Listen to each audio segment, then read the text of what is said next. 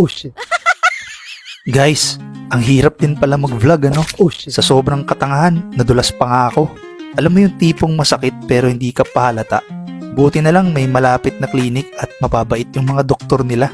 Inayos agad yung sugat ko. Thank you, Doc.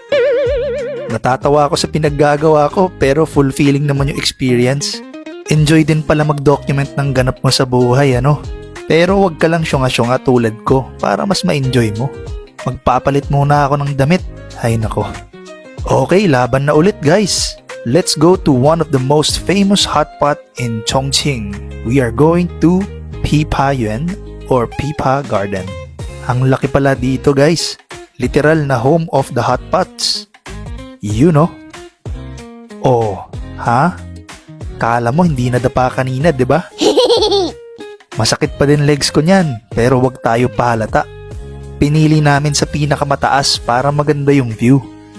Tingnan nyo naman, mukha talagang Garden of the Hot Pots, di ba? The food is great, but if you're not into spicy, hindi mo ito ma-enjoy. Dahil ang tao dito, umaga, tanghali, gabi, kayang mag-ulam ng maanghang. Pero perfect ito sa super cold weather like this, di ba? Pero guys, kumakagat na talaga yung lamig. Alright, that's it for the day. Hindi ako madata pa sa next video, promise. Bye!